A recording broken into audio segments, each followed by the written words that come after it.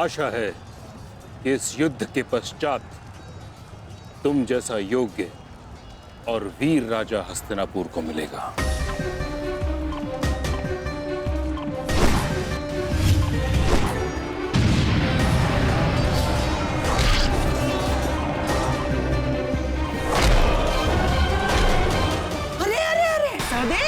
कहाँ चल दिए? शुभ कार्य करने जा रहे हो ना?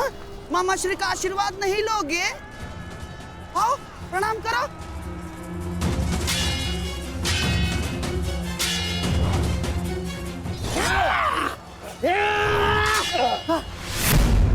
षड्यंत्र रचते समय आपकी तलवार जैसी जीप तो बहुत चलती है, मगर आज आपकी तलवार कैसे फिसल रही है मामा श्री?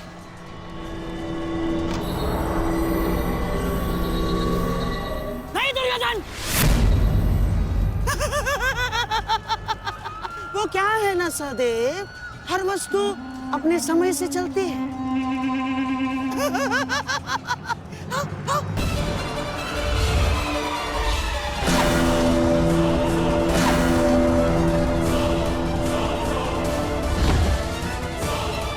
सावधान पुत्र, अब तो बाढ़ आएंगे।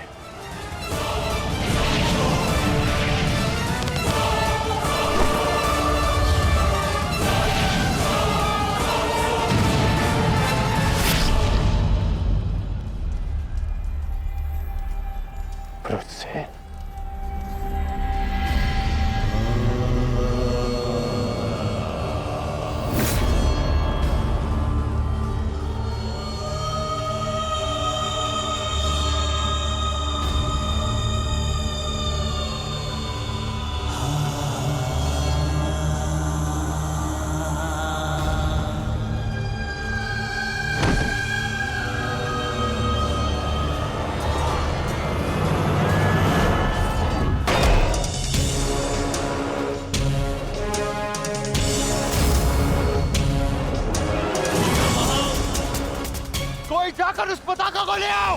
योधन मेरे साथ युद्ध में व्यस्त है। जाओ।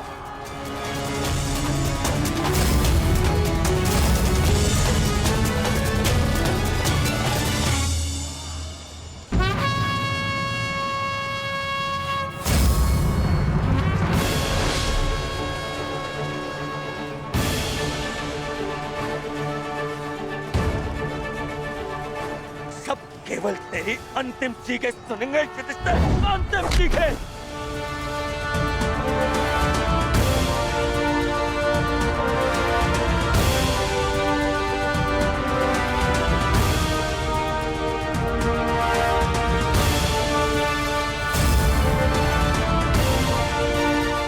अरे कोई रोको उस बालक को।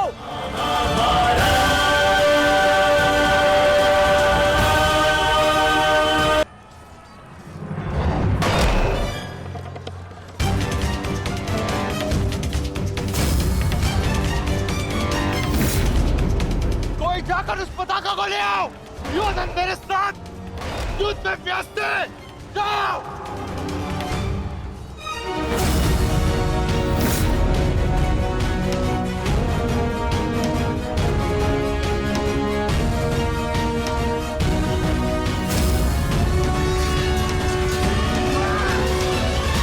वृषसेन के लिए ये प्रहार पर्याप्त है माधव। दुर्योधन के ध्वज को अपने अधीन करके इस युद्ध का अंत करते हैं। चलिए माता।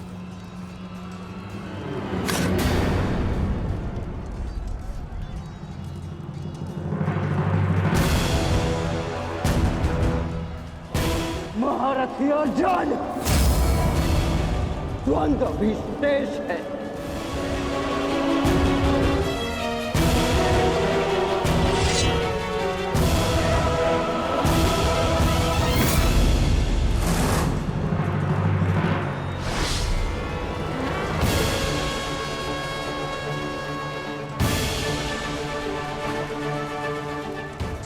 केवल तेरी अंतिम चीखें सुनेंगे युधिष्ठिर, अंतिम चीखें।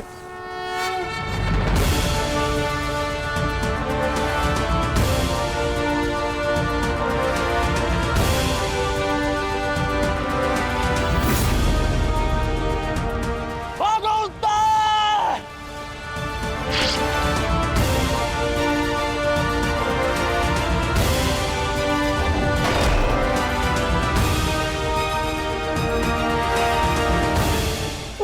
भागो!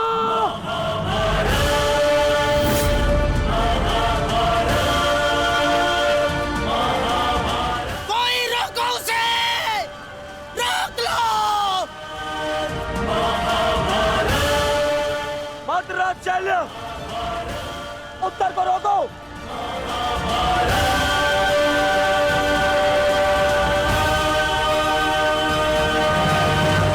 मद्रराज, रोको इसे! कायर, भूल गए किसके पक्ष से लड़ने का वचन दिया था तुमने?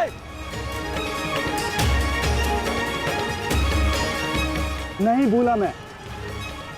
तब समान है मुझे मेरा वचन भी और तुम्हारा छल भी। भूल गया?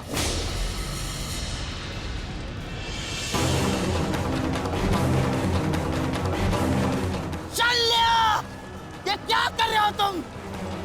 भविष्य में संसार तुम्हारे साथ साथ पूरे मद्र राज्य को विश्वासघाती समझेगा। तू है तुम पर।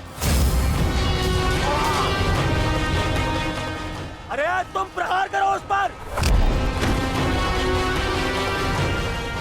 ये तो एक केवल बालक है। यदि तुमने प्रहार नहीं किया तो आज हार के कारण तुम हो गए। प्रहार करो।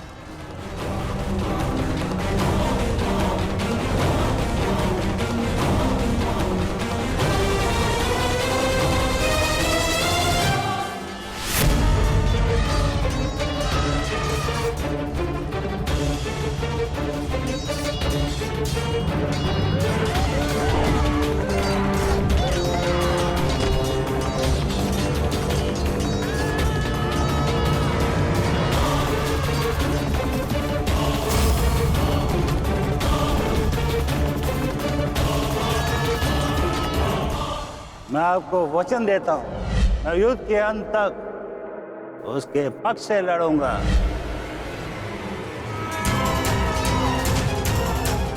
यदि तुमने प्रहार नहीं किया तो आज हार के कारण तुम हो गए।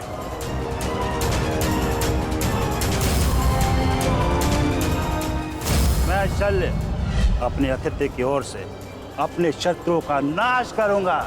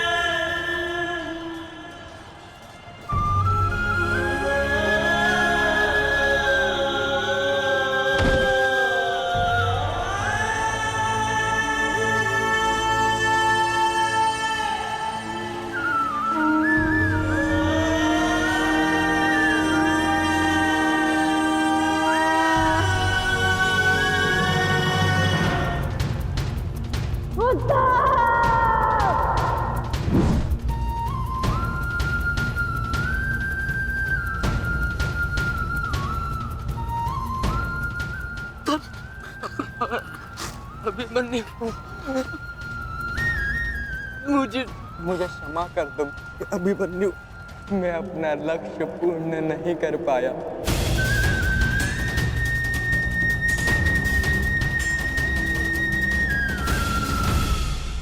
मुझे क्षमा कर दो कि मैं बाकी योद्धाओं के भांति वीर नहीं हूं।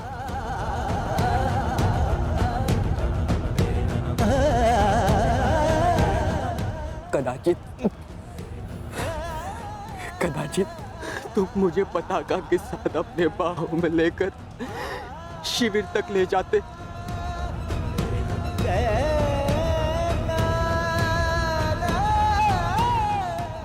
मेरा पक्ष ऊंचे स्वर में कहता, वीर उत्तर की जय,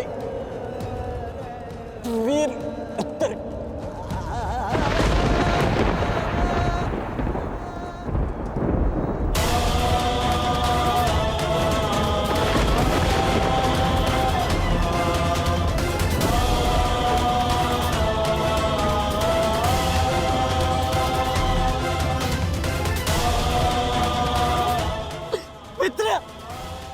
मित्र, उत्तर! मित्र!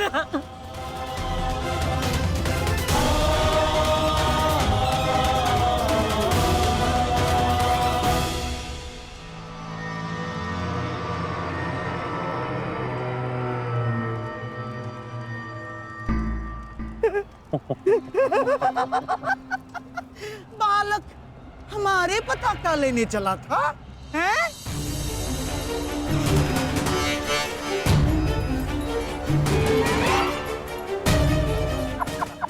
ना, पताका तो मिली नहीं चल रही है।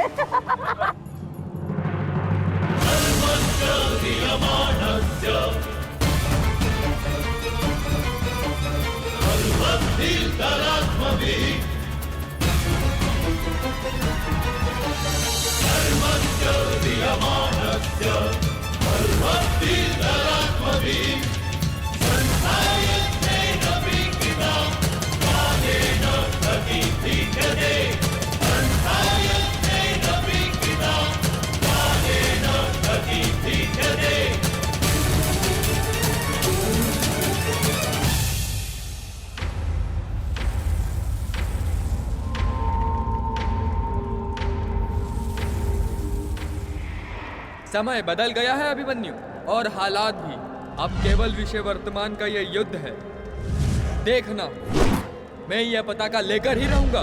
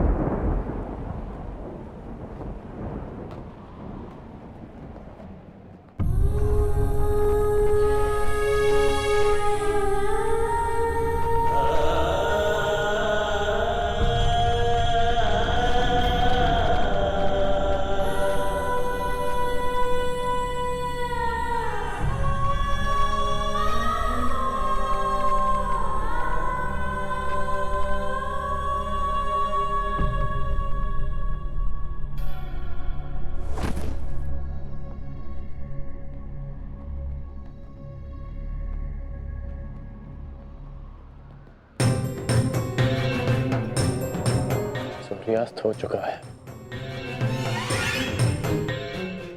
फिर अब तक ये सब लौटे क्यों नहीं?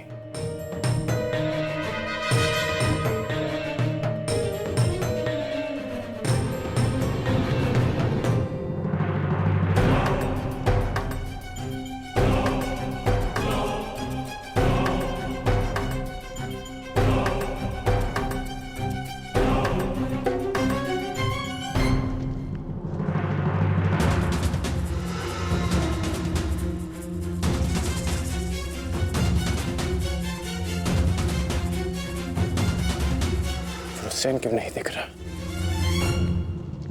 कुमार वृषेण की, कुमार वृषेण की, कुमार वृषेण की।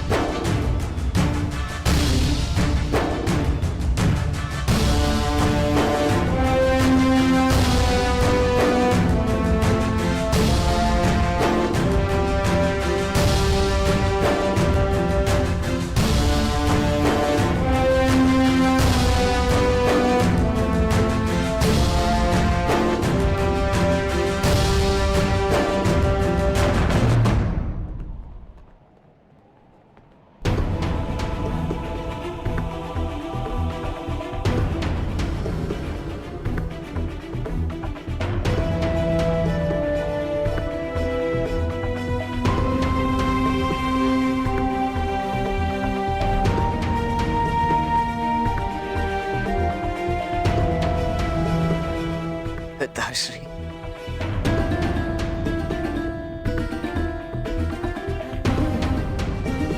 मित्रगण, आज वृषसेन ने यह सिद्ध कर दिया कि वो तुम्हारा वास्तविक उत्तराधिकारी है। आज हम सब ने तुम्हारी कमी का आभास किया है। हाँ, परंतु उस अर्जुन ने नहीं किया होगा, क्योंकि अर्जुन के समक्ष वृषसेन खड़ा था। हमें गर्व है, इस पर गर्व है।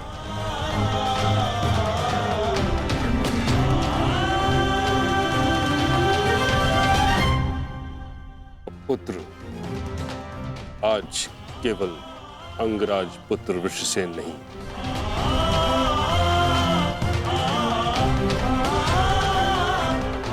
बल्कि महारथी धनुर्धारी वृषसेन बन गया है।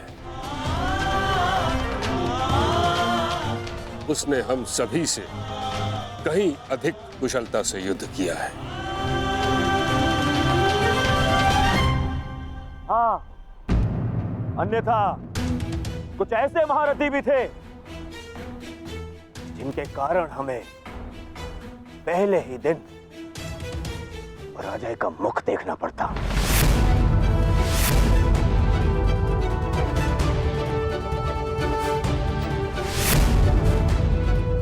तुम्हें इस पर गर्व होना चाहिए कर्ण। सर्वतोभद्र व्यूह का कुशलता से नेतृत्व करके वृषसेन मेरी आशाओं पर खरा उतरा है।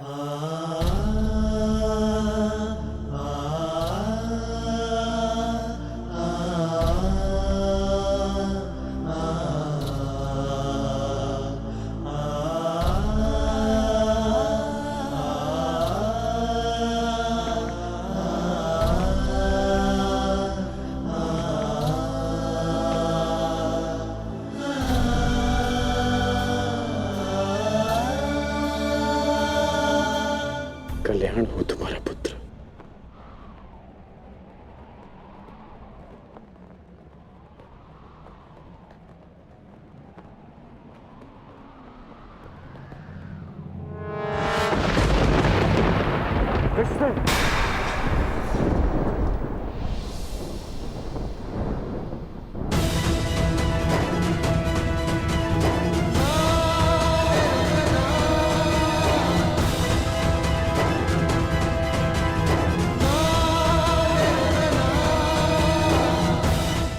छोटा सा घाव है पिताश्री, अर्जुन का बाण।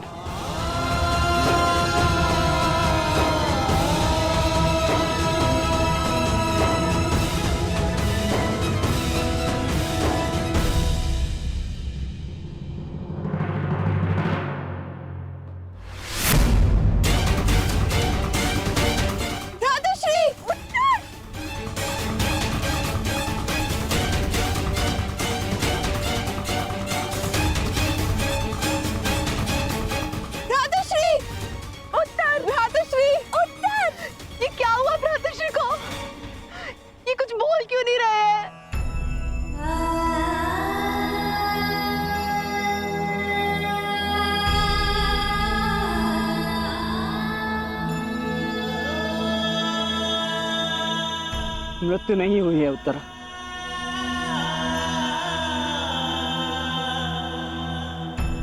वीर मरते नहीं, वीर गति को प्राप्त करते।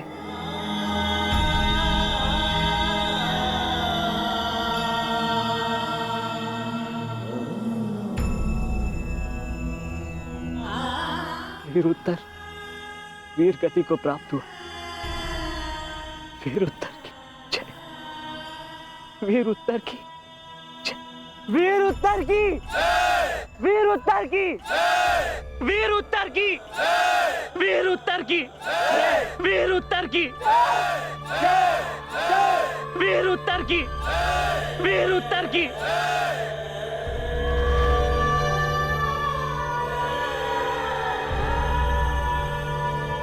कितने मरे, कितनों को मृत्यु मिलनी शेष है। अभी तो आरंभ हुआ है इस महायुद्ध का, एक नए युग को लाने के यज्ञ में।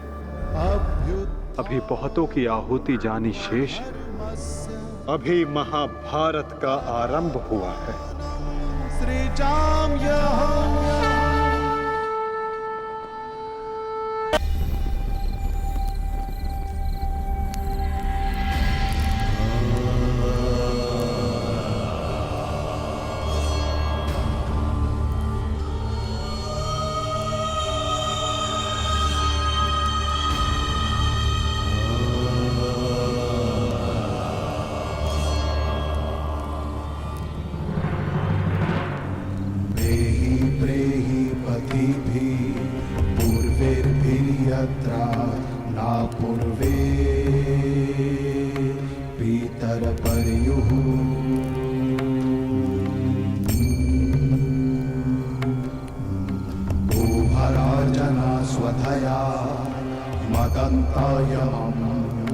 पश्यासि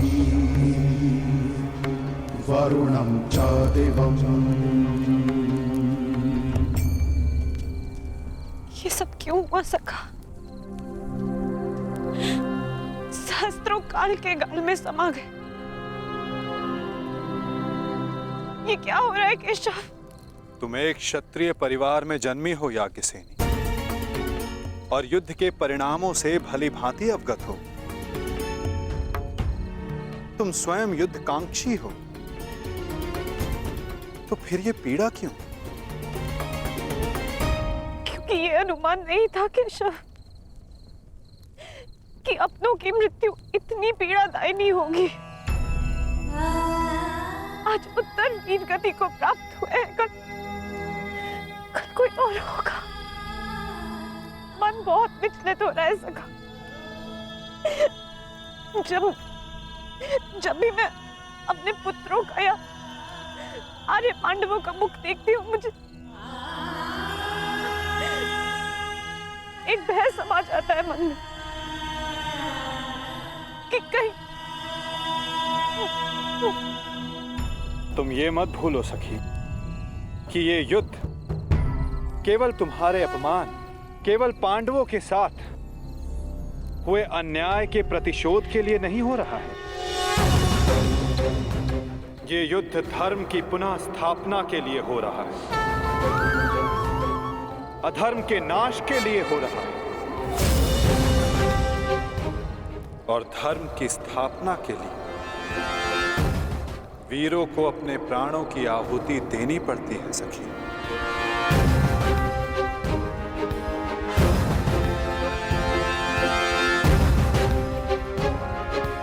स्वयं को संभालो सखी। ये तुम्हारी, हम सब के अंतर भावनाओं की कड़ी परीक्षा है।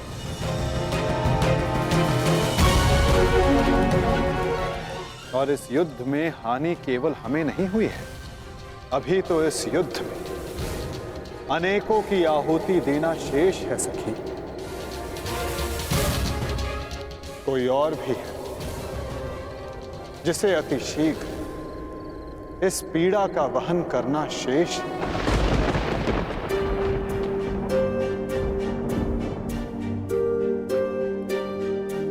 हुसैन,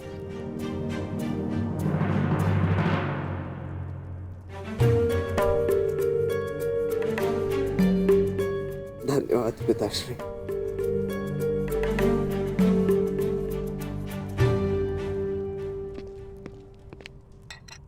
कहीं मेरे इस घाव को मेरी दुर्बलता तो नहीं समझ बैठे हैं ना आप पिताश्री? मैं एक योद्धा हूं और युद्ध में योद्धा को घाव लगना गर्व की बात है। इस महायुद्ध में ये घाव मेरे लिए एक उपहार की भांति है।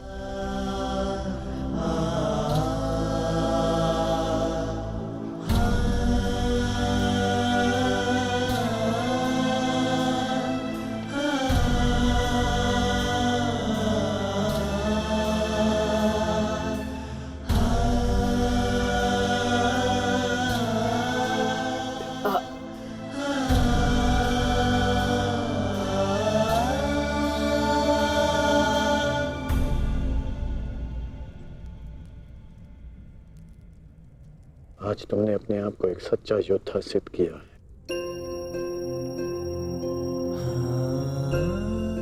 मुझे तुम पर गर्व है। कल्याण हो तुम्हारा पुत्र। अब तुम्हें विश्राम की आवश्यकता है। विश्राम करोगे तो यह घाव जल्द ठीक हो जाएगा।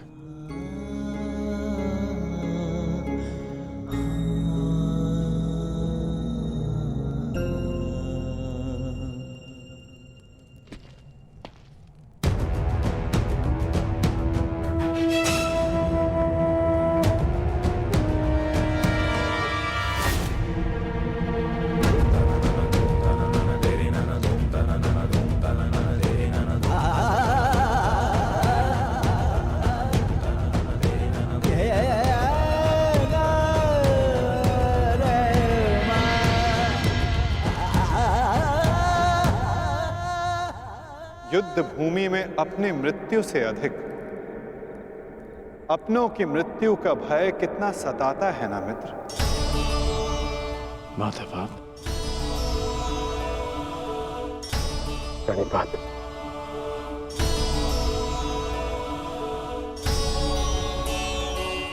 परंतु आप यहां कैसे? मैं तुम्हें यह बताने आया था कि तुम्हारा पुत्र आज इस युद्ध में बड़ी वीरता से लड़ा मित्र। तुम्हारे पुत्र ने महाभारत के प्रथम दिन को अविस्मरणीय बना दिया। वृषसेन के घायल होने के पश्चात भी उसने अर्जुन को युद्ध भूमि में तुम्हारी अनुपस्थिति का भान नहीं होने दिया।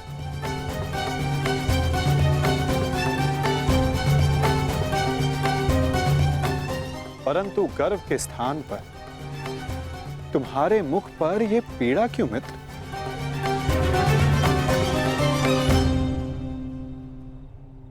गर्व है, गर्व है माधव। परंतु ऐसा क्यों होता है कि मैं स्वयं के शरीर पर सहस्त्र बाण सह सकता हूं। मैंने बिना संकोच किए अपने कवच और कुंडल दान कर दिए। मैं ये सब पीड़ा सहने में सक्षम हूं। एक योद्धा होने के नाते मैं युद्ध के सभी नियमों से अवगत हूं। परंतु वृषसेन को लगे बाण, उसकी मृत्यु का भय।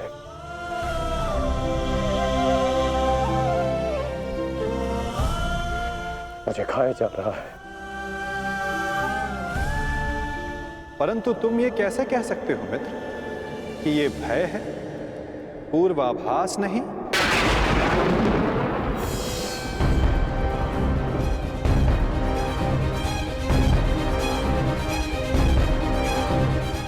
पूर्वाभास? आप क्या कहना चाहते हैं? एक योद्धा को विजय की आशा अवश्य होती है, परंतु उसे परिणाम का पूर्वाभास भी होना चाहिए। आज युद्ध में जो हमारे साथ खड़ा था, कल उसका स्थान कोई और ले लेगा और उसके पश्चात कोई और। ये युद्ध है मित्र, इसे बदला नहीं जा सकता। बलिदान मांगना युद्ध की नियति है मित्र। मैं समझता हूं जो आप कह रहे हैं,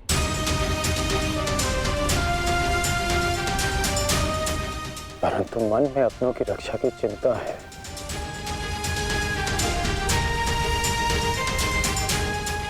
कैसे करेंगे अपनों की रक्षा?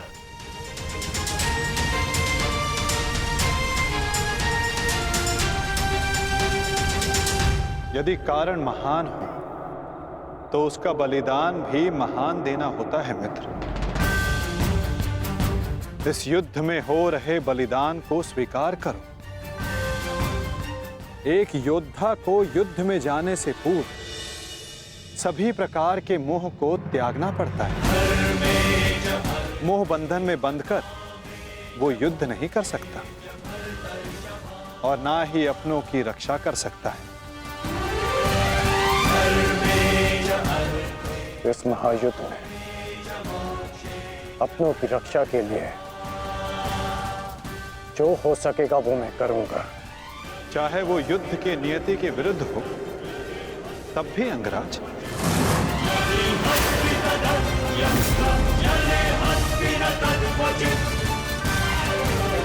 उत्तर दो अंगराज, क्या तुम ऐसा कर पाओगे?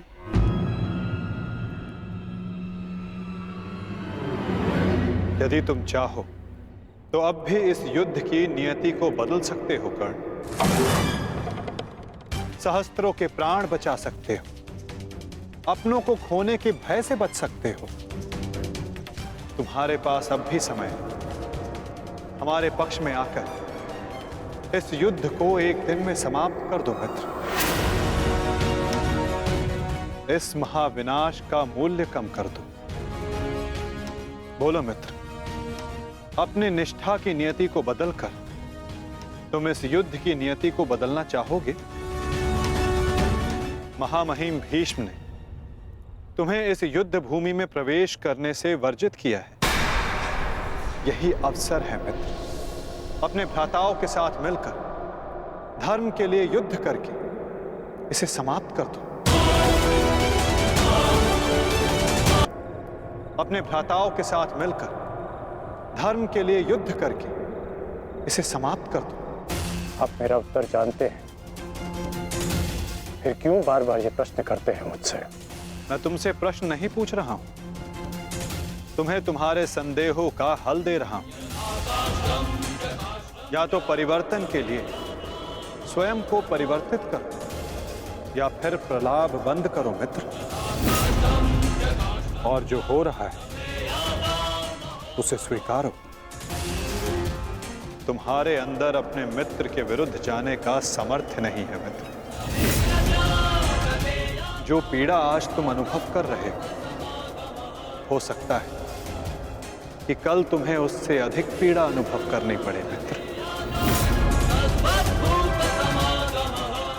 इसलिए कहता हूं अंगराज, या तो विरोध करने की शक्ति रखो या फिर पीड़ा सहने का सामर्थ्य।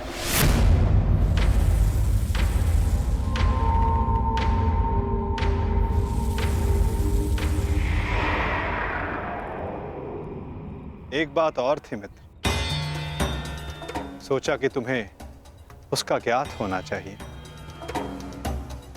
आज मैंने अर्जुन को महाज्ञान दिया, उसे अपने विश्व रूप के दर्शन करवाए ये जानकर तुम्हें बुरा तो नहीं लगा ना? कहीं तुम फिर से ये तो नहीं सोच रहे कि मैं पक्षपाती हूं? आप पक्षपाती तब होते जब आप अर्जुन को अपना विराट रूप नहीं दिखाते। आपने मुझे अपने विराट रूप का साक्षी बनने की अनुमति दी। मुझे पूर्ण विश्वास था केशव कि एक ना एक दिन आप अर्जुन को अपना विराट रूप अवश्य दिखाएंगे। आपको लेकर किसी और के मन में शंका हो सकती है, परंतु मेरे नहीं।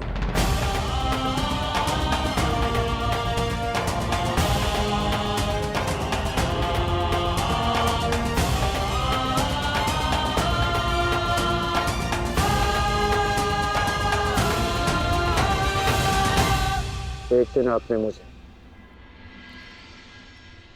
पाषाण और मोरपंख होने का अर्थ समझाया था। हर पहेली का उत्तर हमारे चयन में होता है अंगराज। इस पाषाण खंड की भांति, जो ना अपना चुना हुआ मार्ग बदलता है और ना ही अपने विचार। और दूसरा मार्ग वासुदेव? जो इस मोरपंख की भांति होते हैं, वे अपने आप को ईश्वर की इच्छा के हाथों ऐसे समर्पित कर देते हैं जैसे इसने स्वयं को वायु को समर्पित किया।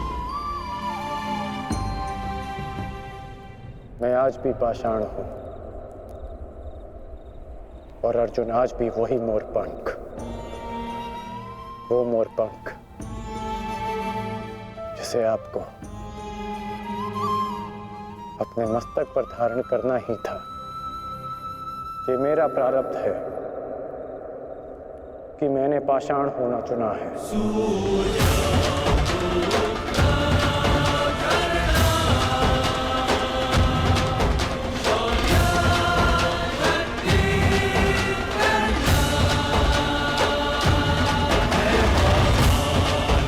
प्रणिपात केशव। कल्याण वस्तु मित्र।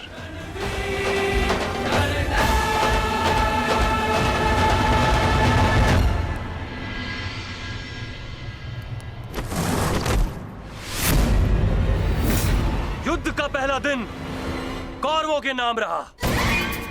ये पांडव सेना के युद्ध बंदी ज्येष्ठ, हम इन्हें अपना दास बना लेते हैं। और मुझे पूर्ण विश्वास है कि अंतिम विजय भी हमारी ही होगी। उत्सव का आनंद लो।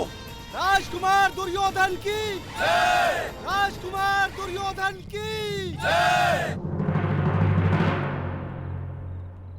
अरे मित्र, आओ आओ मित्र।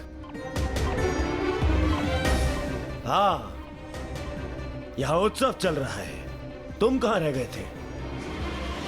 किस बात का उत्सव? उन पांडवों के विनाश का उत्सव, उनकी पराजय का उत्सव मित्र। उन पांडवों के विनाश का उत्सव जिसका श्रेय जाता है तुम्हारे पुत्र को, वीर महारथी वृषसेन को, जिसे तुमने इतना सामर्थ्यवान बनाया।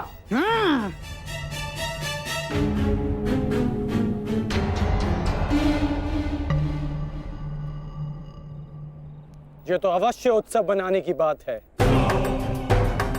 आज तो मैं भी मदिरा पान करूंगा। मामाश्री, तुम भी मदिरा पान करोगे? लो, ये लो।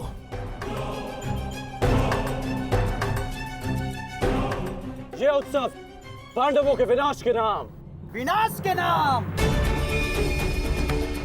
मित्र, मैं इस युद्ध में उपस्थित नहीं था। क्या तुम मुझे बता सकते हो कि पांडवों की सेना में कितने हताहत हुए? पूरी एक औक्षणी सेना और साथ साथ उस मूर्ख बालक उत्तर का भी अंत किया आज हमने। विराट के छल का प्रतिशोध लिया हमने। उत्तम, अति उत्तम दुशासन। एक औक्षणी में 21 सहस्त्र 870 रथ और उनके रथी और इतने ही हाथी और उस पर सवार योद्धा, 65 सहस्त्र, 610 अश्वरोही, 1,09,000 सहस्त्र, 350 पैदल सैनिक। आज हमने युद्ध में इतने शत्रुओं का संहार किया। उत्तम उत्तम उत्तम।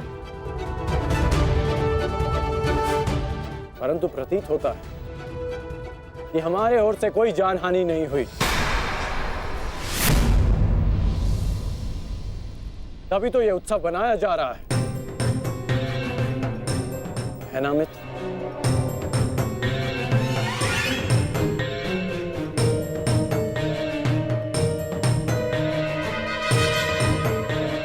नहीं मित्र, हमारी ओर भी लगभग आधी अक्षुणी सेना की हानि हुई है। अर्थात सहस्त्र सैनिक, महारथी, अश्वरोही हमारी ओर से भी मारे गए। अब इनके परिवार का ध्यान रखने वाला कोई नहीं रहा। इनके वृद्ध माता पिता, विधवा स्त्रियों, अनाथ बच्चों की रक्षा करने वाला कोई नहीं बचा। ये तो अवश्य उत्तम बनाने की बात है। उत्तम।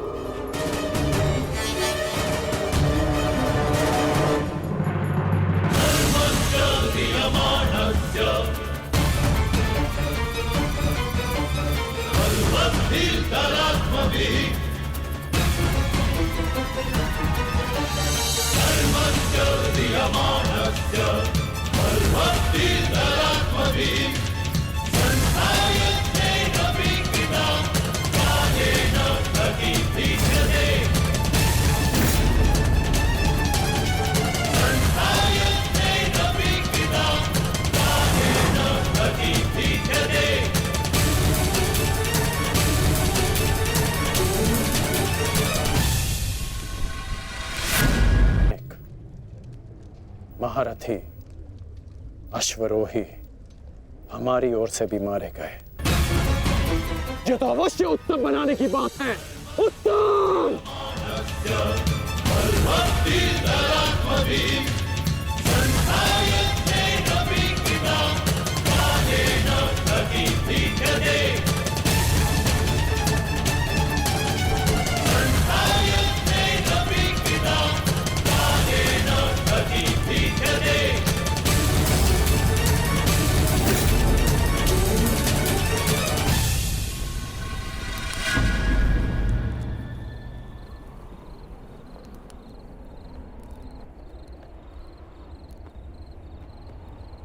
क्या ये युद्ध समाप्त हो गया है?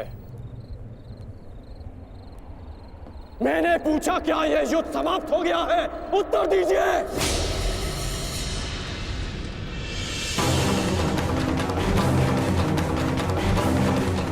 एक दिन युद्ध में पलड़ा क्या भारी हो गया। आप सबको लगा कि आप लोग युद्ध जीत गए। आज जितने भी सैनिक वीर गति को प्राप्त हुए हैं, वो तुम्हारी विजय के लिए अपने प्राण खो बैठे।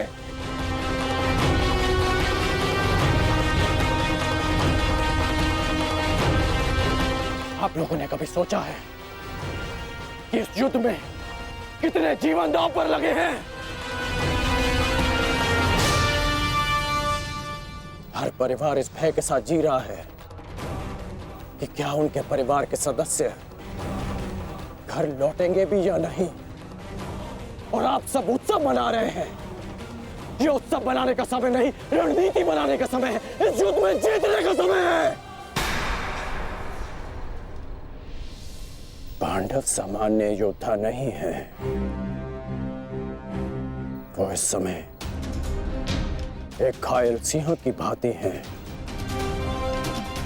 जो कल युद्ध में अपना प्रतिशोध लेने के लिए तत्पर रहेंगे।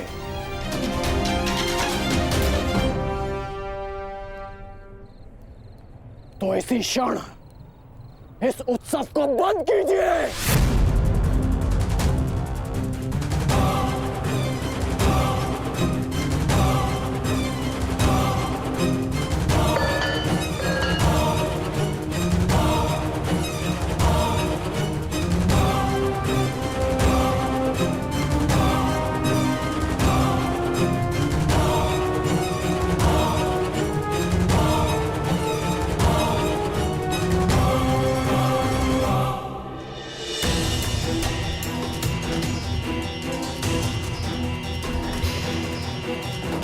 युद्ध भूमि का नियम है कि हर दिन के साथ हुई हानि को भुलाकर अगले दिन के विषय में सोचा जाए।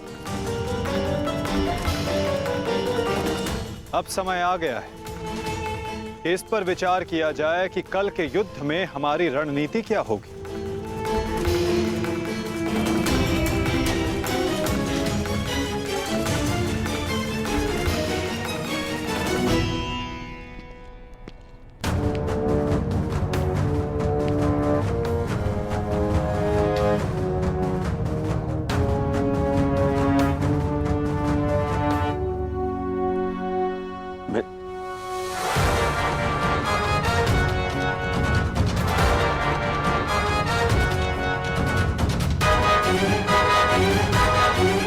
परंतु कल के लिए हमारी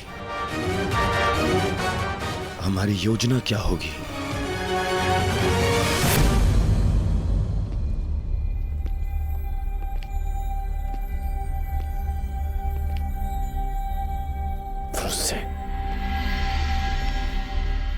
तुम यहाँ क्या कर रहे हो? यहाँ कल की रणनीति बन रही है पिताश्री। तो इस सभा में मेरा उपस्थित होना अनिवार्य है ना? तुम युद्ध में भाग नहीं लोगे। मैं तुम्हें अनुमति नहीं दे रहा। जाओ जाकर विश्राम करो। मैं जानता हूं मुझे विश्राम की आवश्यकता है, परंतु मैं नहीं चाहता कि कल कोई वीर पांडव ये कहे कि अंगराज का पुत्र एक तीर का घाव तक ना सह सके।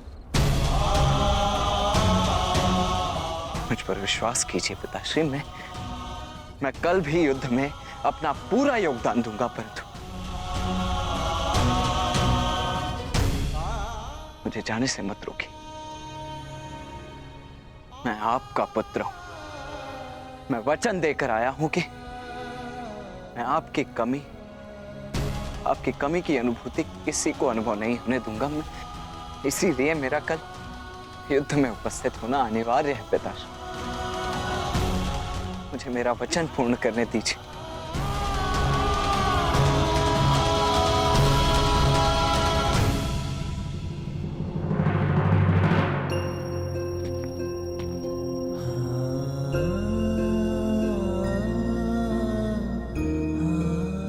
कल्याण हो तुम्हारा पुत्र। तुम युद्ध में भाग लोगे।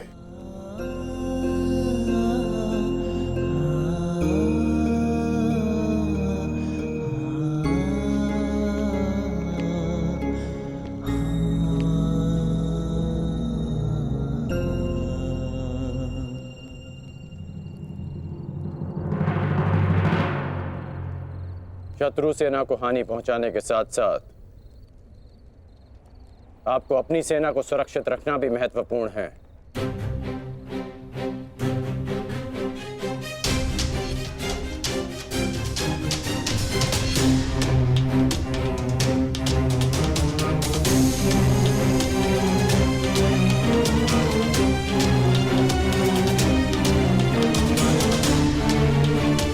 यदि युद्ध में शीघ्र विजय पानी है तो उसका एक ही मार्ग है,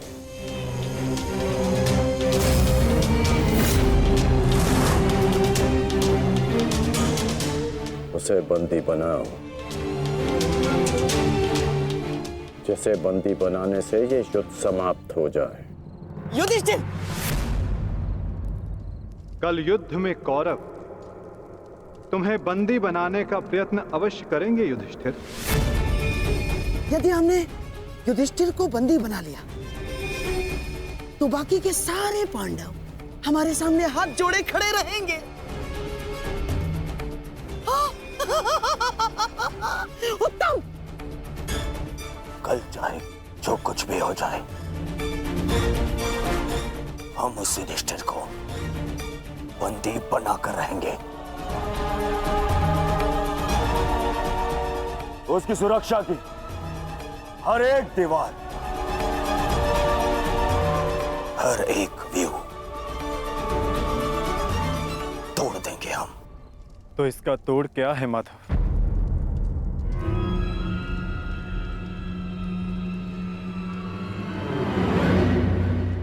इसका एक ही तोड़ है पार्थ। कल युद्ध में धर्मराज युधिष्ठिर व्यू में सबसे आगे रहेंगे।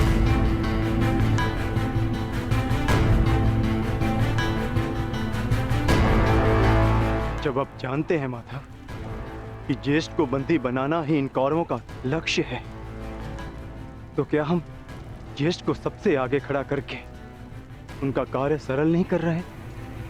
क्या ये उचित है माधव? हाँ पार्थ, यही उचित है। इसीलिए मैं ऐसा कर रहा हूं।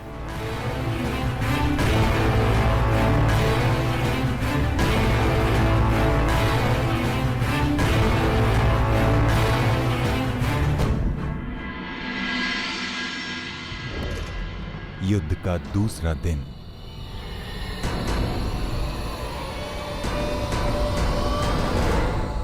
क्या युद्ध आरंभ का शंखनाद अब तक नहीं हुआ संजय? किसी भी क्षण युद्ध का शंखनाद हो जाएगा महाराज। दोनों सेनाएं सज्ज हैं। पांडवों की सेना ने आज कौंच व्यूह का निर्माण किया है और महामहिम भीष्म ने महाव्यूह का। उचित निर्णय लिया है ताचरी ने। अब पांडव युधिष्ठिर की रक्षा के लिए उसे क्रौंच व्यूह की अंतिम रेखा में रखेंगे।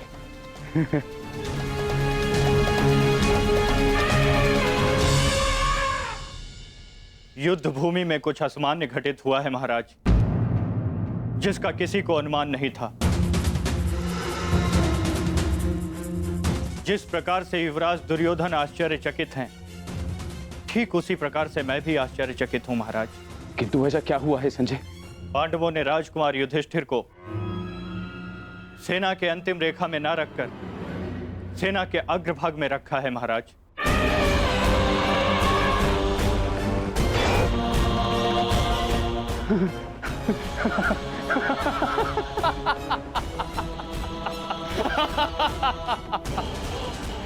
लगता है दूसरे ही दिन युद्ध हार जाना चाहते हैं पांडव, तभी तो ऐसी मूर्खता कर रहे हैं। अब मेरे पुत्र दुर्योधन के पंजों से युधिष्ठिर को कोई भी नहीं बचा सकता, कोई भी नहीं। मरेंगे, मरेंगे ये सब।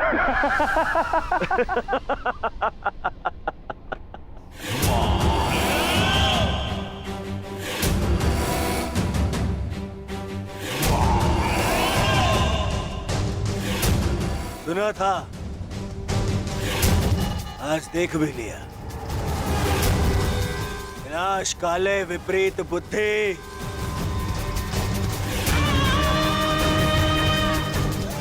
युधिष्ठिर को सबसे आगे खड़ा करके आश्चर्यचकित कर दिया इन पांडवों ने।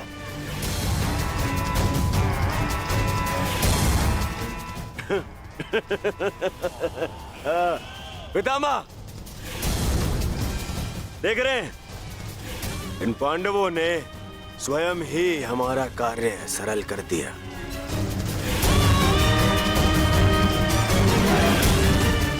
युधिष्ठिर को आगे खड़ा करके।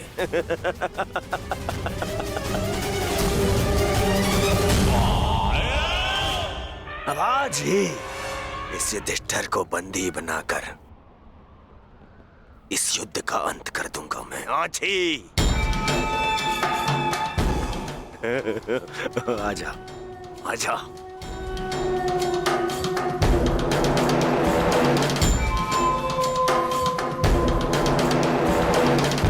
कल अंगराज ने उत्सव मनाने से रोक दिया था, आज अवश्य मनाएंगे।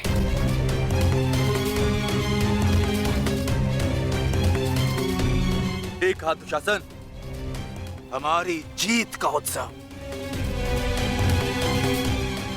मत भूलिए पिताश्री ने क्या कहा था। अभी से उत्सव मनाने के विषय में सोचना भी मूर्खता है। युद्ध अभी शेष है।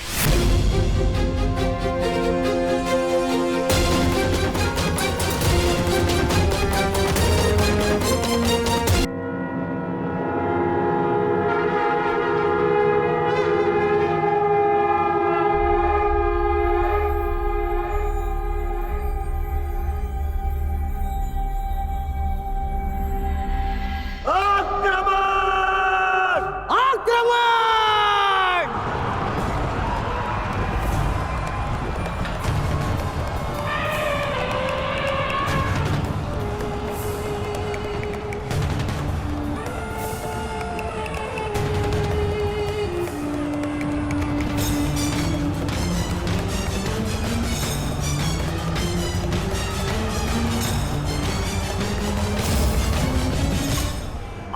आक्रमण क्यों नहीं कर रहे? योजना क्या है इनकी?